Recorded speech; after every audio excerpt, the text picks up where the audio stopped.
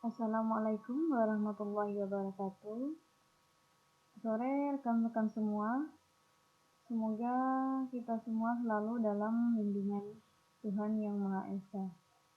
Baiklah, di pertemuan kali ini, yaitu pertemuan keempat, kita akan membahas tentang dataset atau himpunan data.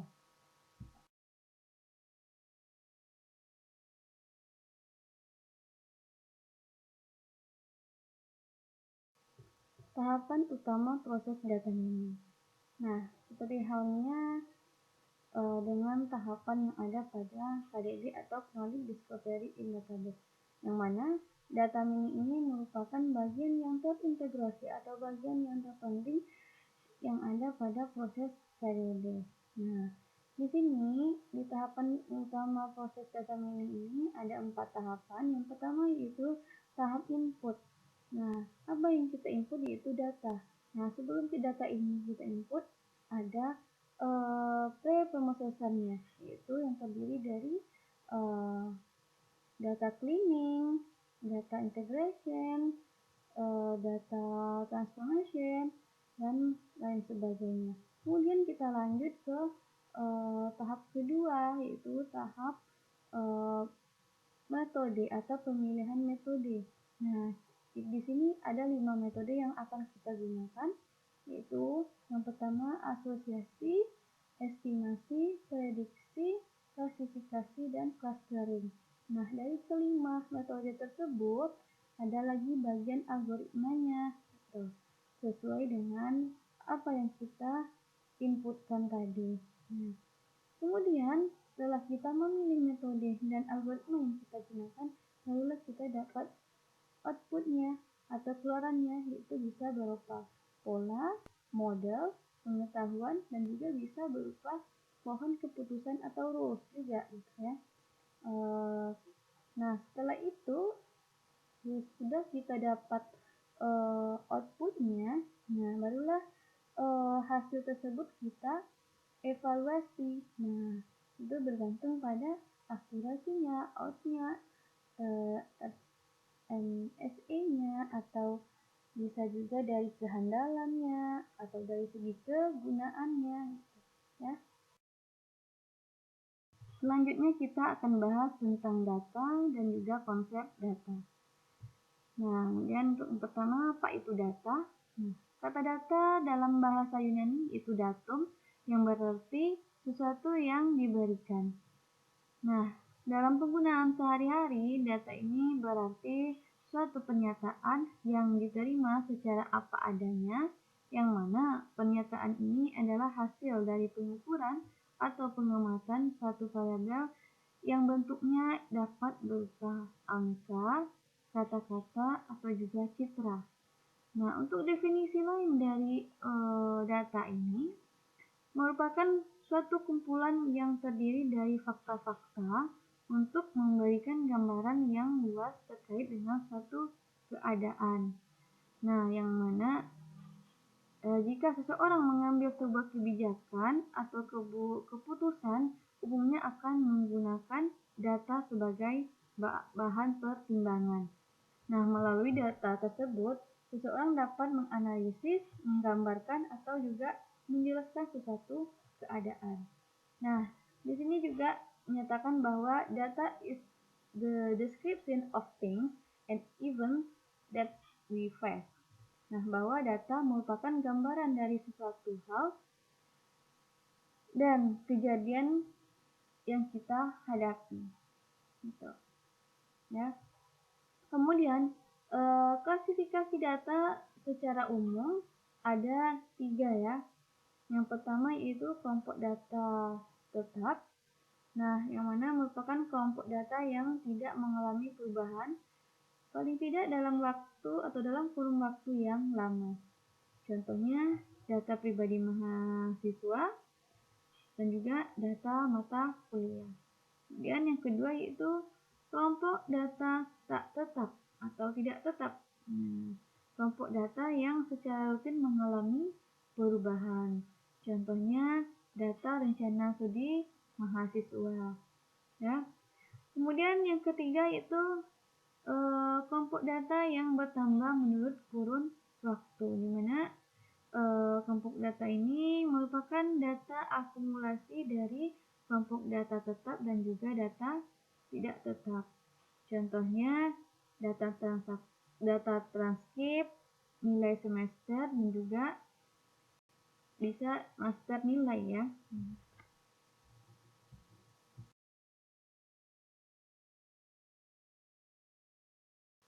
Kemudian hierarki data. Nah, apa yang dimaksud dengan hierarki data? Hierarki data ini merupakan bagian-bagian yang saling menghubungkan atau yang saling mengkomunikasikan satu sama lainnya untuk membentuk suatu kumpulan informasi atau knowledge yang disajikan sebagai alat penggunaan yang memiliki fungsi informasi yang berbeda-beda. Nah, di sini bisa kita lihat ya, hierarki data dari yang paling sederhana sampai yang paling kompleks. Nah, akan kita bahas satu persatu. Yang pertama yaitu bit. Nah, bit ini merupakan suatu sistem angka biner yang terdiri atas dua macam nilai saja, ya. Nilai biner, ya, yaitu angka biner ya, yaitu 0 dan 1. Nah, sistem angka biner ini juga merupakan dasar-dasar yang dapat digunakan untuk komunikasi antara manusia dan mesin, yang merupakan kumpulan komponen elektronik dan hanya dapat membedakan dua keadaan saja, yaitu keadaan off dan keadaan on ya. Jadi bit ini adalah unit terkecil dari pembentuk sebuah data. Kemudian selanjutnya yaitu byte. Nah, byte ini merupakan bagian terkecil yang masih dapat dialamatkan dalam memori. Nah, byte ini merupakan sekumpulan bit yang secara konvensional terdiri dari kombinasi 8 bit. Nah, jadi 1 byte itu terdiri dari 8 bit.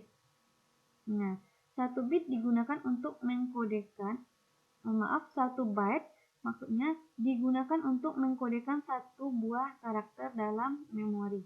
Nah, untuk contohnya yaitu dalam kode ASCII untuk huruf J, nah angka bindernya yaitu 10101010 ya, terdiri dari 8 bit ya.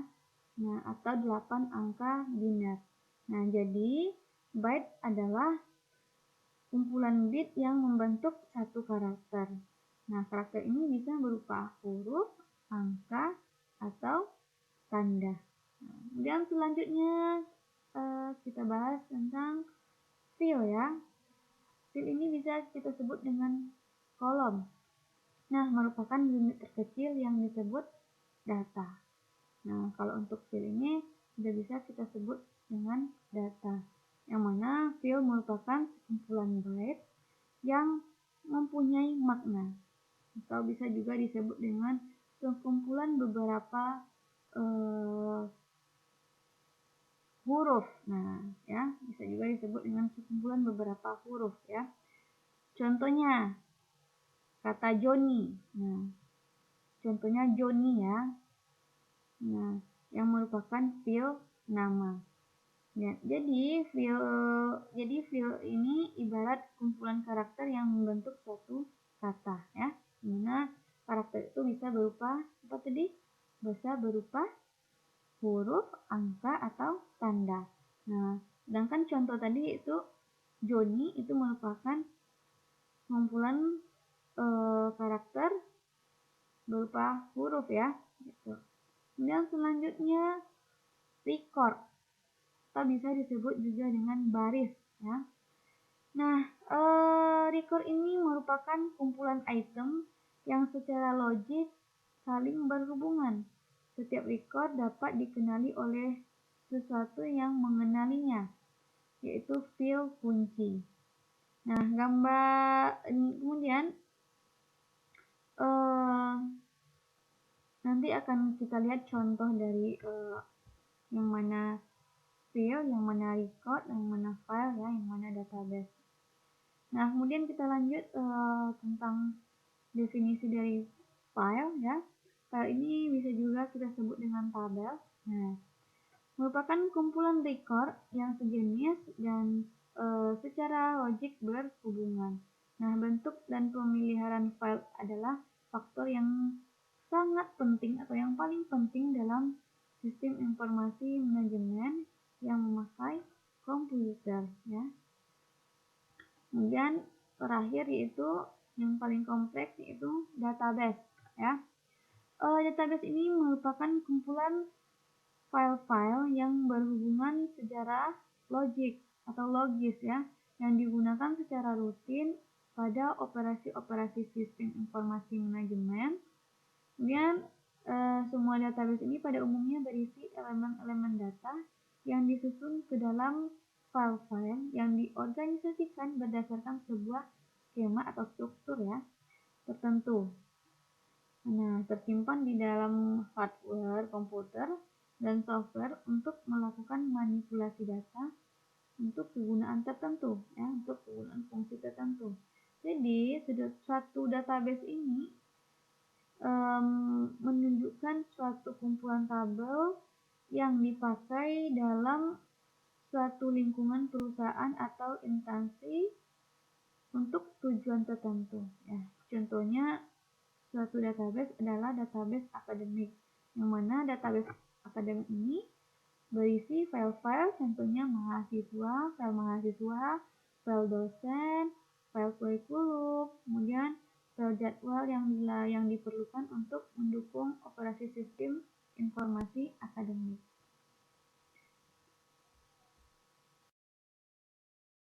Nah, di sini bisa kita lihat mana posisi dari file, mana posisi dari record, dan mana posisi dari file. Nah, tabel ini dikatakan adalah sebuah file. Nah, kalau untuk database, ya, gabungan dari beberapa file, ya. Kemudian untuk record. Nah, record merupakan sebuah baris. Nah, di tabel ini ada 4 baris, ya. Pertama itu tabel baris judul, kemudian baris 3 lagi itu baris pengisian, ya. Nah, untuk field ini merupakan kolom, ya, yang mana di tabel ini ada 5 kolom, yaitu kolom nama, NIM, alamat, nomor HP, dan status mahasiswa. Nah, kita lanjut penjelasan tentang datasheet, yang mana seperti yang sudah kita ketahui bahwa tahapan utama dalam proses data mining itu ada 4. Yang pertama input, yang kedua metode, yang ketiga output, yang keempat yaitu evaluasi. Nah, kita akan bahas yaitu tahapan yang pertama yaitu input, dimana input atau masukan pada proses data mining ini yaitu datasheet atau himpunan data. Nama lain dari datasheet ini itu bisa juga dengan data record, data point, data vector, data pattern atau pola, data event, dan juga bisa data cache. Nah, definisi dari himpunan data atau datasheet ini itu kumpulan objek data atau dibangun dari objek-objek data beserta atributnya. Nah, di mana objek data ini menyatakan sebuah entitas, ya. Misalnya kita lihat pada himpunan data universitas, objeknya bisa berupa mahasiswa, dosen, atau juga bisa mata kuliah. Kemudian contoh lain pada himpunan data operator seluler, objek datanya bisa berupa pelanggan, layanan, fitur, dan sebagainya. Nah, kemudian objek data ini bisa disebut juga sebagai sampel, contoh, atau juga titik data.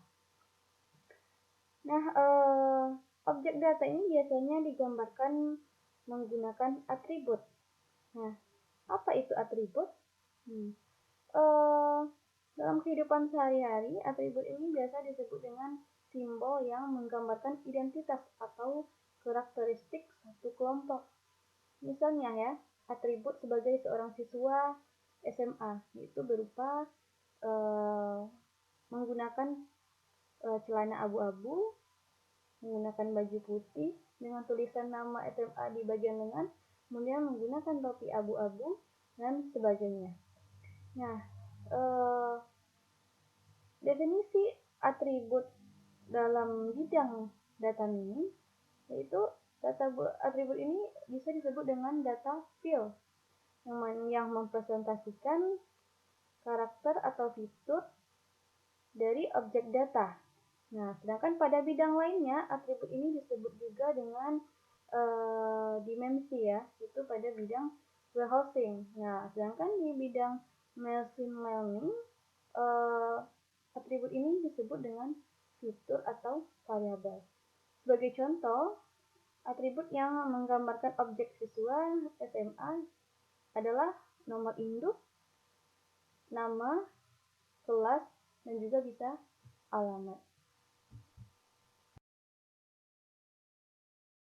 Nah, atribut ini juga merupakan suatu faktor atau parameter yang menyebabkan kelas atau label atau target terjadi.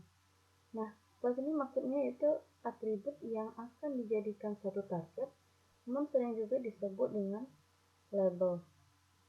Nah, kemudian pada satu atribut ini ada juga disebut dengan tipe data atribut. Nah, untuk kita ketahui, tipe data untuk variabel pada statistik terbagi menjadi 4, yaitu nominal, ordinal, interval, dan rasio. Kemudian ada lagi tipe data yang lain seperti tipe data biner, discrete, dan continue.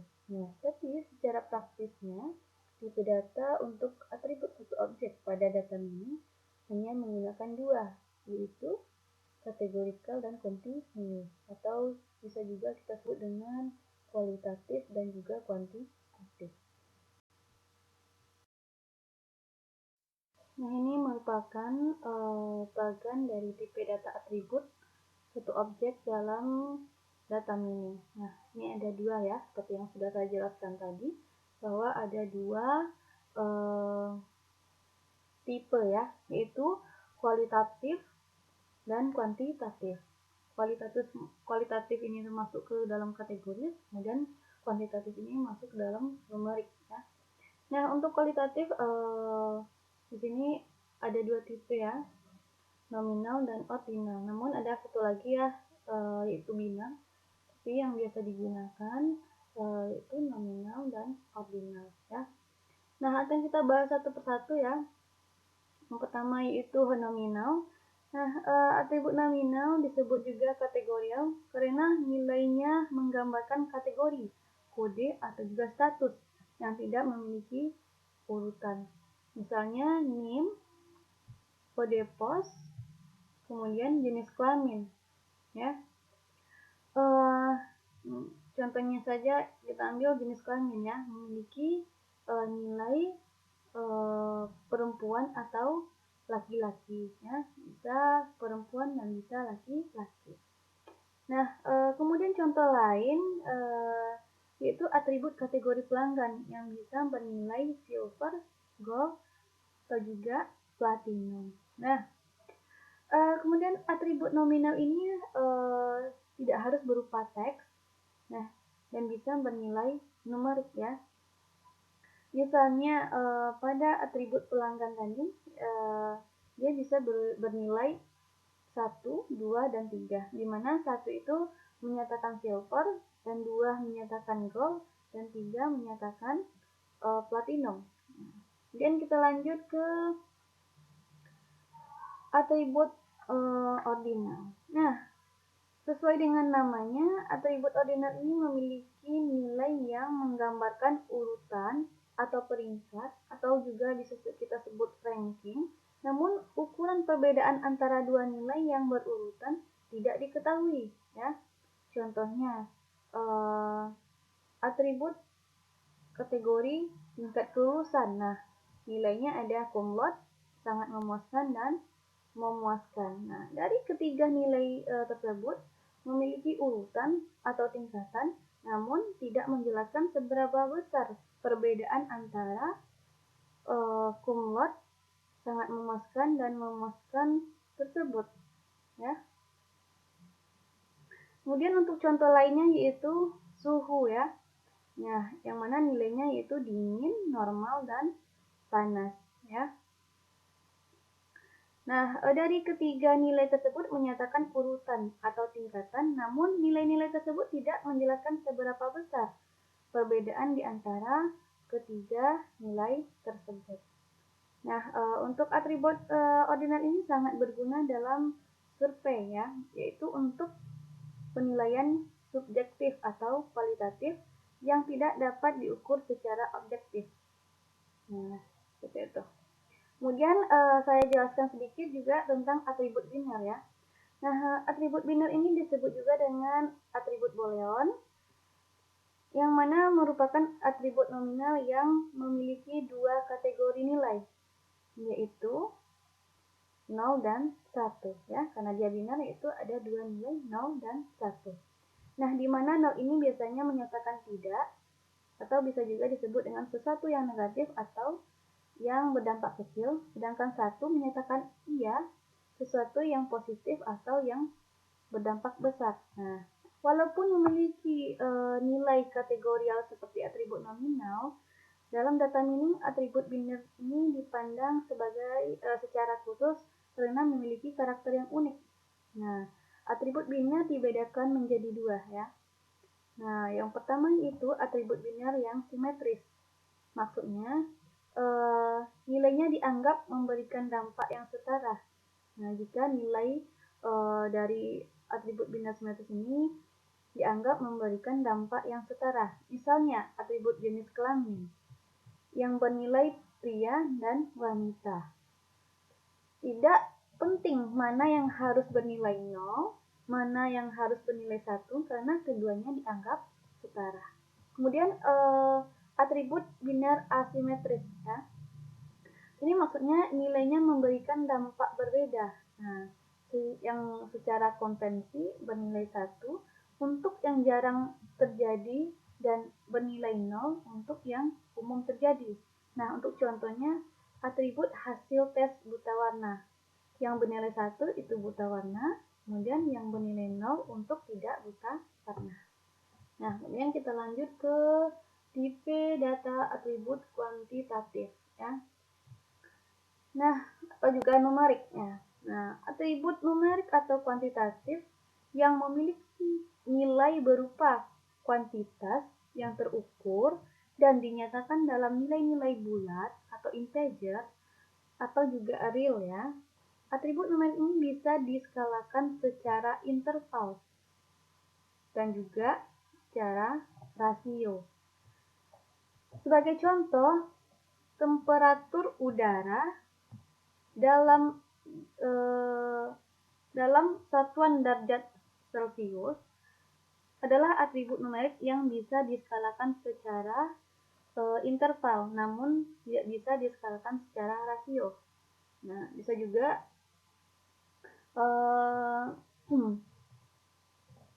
kemudian temperatur udara di ruang A adalah 30 derajat Celcius, sedangkan di ruang B adalah 15 derajat Celcius. Nah, kedua ruang ini bisa dikatakan memiliki perbedaan temperatur 15 derajat Celcius, namun tidak bisa dikatakan bahwa ruang A 2 kali lebih panas dibandingkan ruang B. Nah, mengapa? Karena satuan Celcius tidak pernah memiliki titik nol. Dengan kata lain, 0 derajat Celcius bukan menyatakan tidak ada temperatur. Nah, agar lebih jelas coba kita bedakan dengan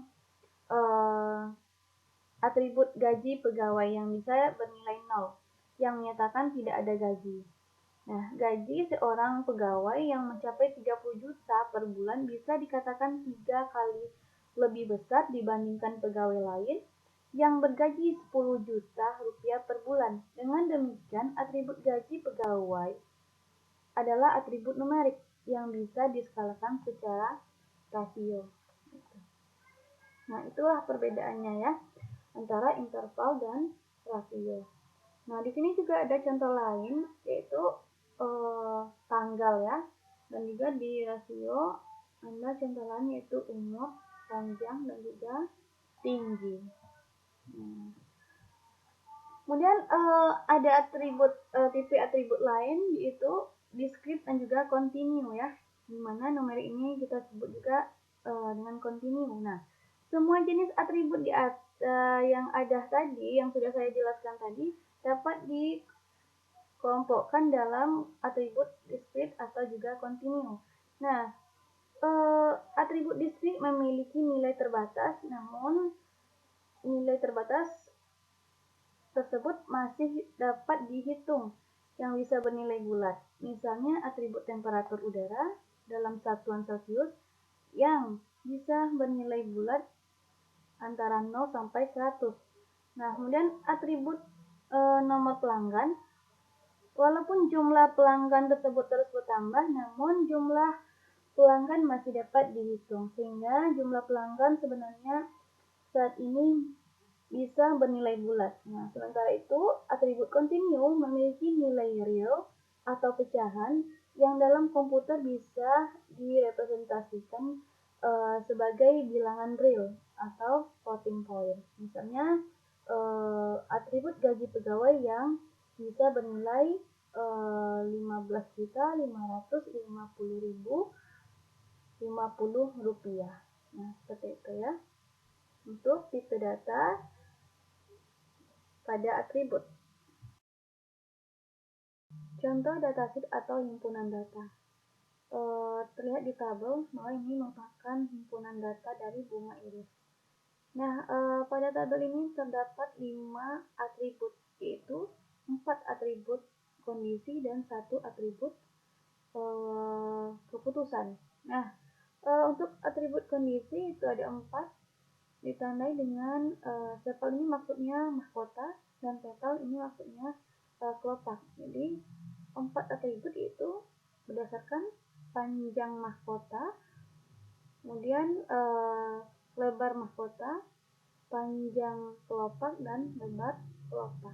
Kemudian atribut keputusan itu ditandai dengan tipe bunga, itu bisa disebut dengan atribut target atau label atau kelas ya. Ini terdiri dari tipe-tipe bunga. Ini ada 3 tipe bunga, yaitu bunga iris sentosa, bunga iris versicolor, bunga iris virginica. Nah, atribut-atribut ini berisi sebuah objek, terdiri dari objek record, sampel atau tuple ya, menggambarkan sebuah objek record, sampel, dan tuple. Nah, kemudian dari atribut ini dia menggunakan 2 tipe data, yaitu yang terlihat di panah warna hijau itu tipe datanya nominal ya, seperti call text tipe datanya nominal. Nah, kemudian di panah warna kuning dia berupa angka, berarti merupakan tipe data numerik. Jenis datasheet atau himpunan data ada 2, yang pertama privat, yang kedua public. Privat datasheet yang mana datanya diambil dari organisasi yang dijadikan objek penelitian ya, seperti bank, rumah sakit, industri, pabrik, perusahaan jasa, dan lain-lain. Kemudian public datasheetnya dapat diambil dari repository publik yang telah disepakati oleh para peneliti data mining, seperti UC Repository, kemudian ACM KDD-CAP. Kemudian tren penelitian pada data mining saat ini ya adalah menguji metode, yaitu metode asosiasi, prediksi, estimasi, klasifikasi, dan clustering yang telah dikembangkan oleh para peneliti dengan public dataset sehingga penelitian dapat bersifat comparable atau sebanding, dan juga repeatable atau berulang, serta verifiable yang telah diverifikasi atau disahkan ya. Gitu.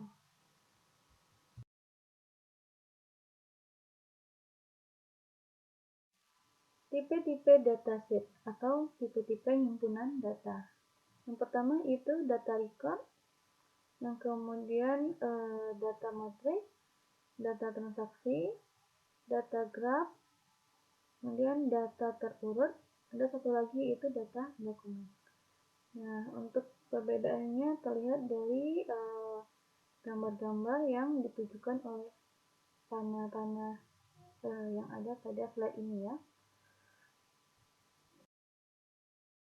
Ini ada beberapa kesalahan yang akan mempengaruhi kualitas data. Yang pertama itu kesalahan pengukuran, yang mana nilai yang dicatat berbeda dengan nilai sebenarnya. Ini dipengaruhi dari noise data, bias, presisi, dan juga akurasi atau ketepatan pada data. Kemudian kesalahan pengumpulan data, seperti hilangnya objek data atau nilai atribut, atau juga lingkup objek data yang tidak tepat. Ini dipengaruhi dari outlier atau objek data yang memiliki sifat yang berbeda sekali dari kebanyakan objek data. Kemudian missing value, yaitu nilai pada suatu atribut yang tidak ditemukan atau kosong. Nah, ini bisa disebabkan karena responden menolak memberikan informasi, atau juga atribut tidak bisa diterapkan ke semua kasus. Nah, ini bisa diatasi dengan mengurangi objek data, memperkirakan missing value, dan mengganti dengan nilai yang memungkinkan. Kemudian yang ketiga itu adanya duplikat data atau objek data ganda. Nah, ini bisa diatasi dengan data cleaning. Preprocessing awal data atau data preprocessing yang ada pada dataset itu ada 3 ya: agregasi, sampling, binarisasi, dan diskretisasi ya. Nah, sama halnya dengan preprocessing data yang ada pada KDD, seperti data cleaning, data integration, data selection, dan data transformation. Nah, akan kita bahas satu persatu, yaitu agregasi ya. Agregasi ini maksudnya itu penggabungan objek ke dalam sebuah objek tunggal, yang mana dia menggunakan operator sum, average, min, dan max. Nah, terlihat di tabel berikut. Di sini ada 2 tabel. Nah, tabel kiri ini terlihat itu ada cabang, kemudian ada ID-nya, ada tanggal, ada total. Nah, di sini dilakukan penggabungan atau disebut juga dengan data integration ya pada KDD. Nah, itu dilihat dari 2 kategori, yaitu cabang dan tanggal ya.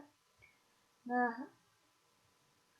dapat dilihat dari tabel sisi kanan bahwa di cabang ini lihat ada 3 cabang ya, yaitu Gresik, nah kemudian Surabaya. Di sini Surabaya ada 2, namun dibedakan dari tanggalnya ya. Nah, untuk total digabung ya. Kalau Gresik di tabel sisi kiri ada 2, nah totalnya digabung. Kemudian Surabaya pun juga begitu ya untuk agregasi. Selanjutnya sampling. Nah, sampling ini sama halnya dengan data selection yang ada pada KDD ya, mana sampling merupakan pemilihan bagian objek data yang akan dianalisis. Nah, bagian tersebut yaitu berupa sampel yang harus representatif atau mewakili seluruh data. Nah, sampel juga disebut representatif jika mempunyai sifat yang sama dengan seluruh data, yang biasa diukur dengan menggunakan average atau rata-rata, dan juga min ya. Kemudian samping ini memiliki pendekatan, yaitu pendekatan simple random sampling, yang mana simple random sampling ini ada dua, yaitu tanpa pengembalian dan dengan pengembalian. Nah, yang terakhir yaitu binarisasi dan diskretisasi, yang mana ini sama halnya dengan data transformation atau transformasi data yang ada pada KDB. Nah, binarisasi ini maksudnya itu transformasi data dari tipe continue, discrete menjadi tipe biner. Nah, ini biasanya digunakan pada algoritma asosiasi yang membutuhkan data dengan atribut bertipe biner. Kemudian, binarisasi ini ditentukan dari jumlah atribut yang dibutuhkan untuk binarisasi. Di sini ada rumus, yaitu M sama dengan log 2M, yang mana M ini merupakan jumlah dari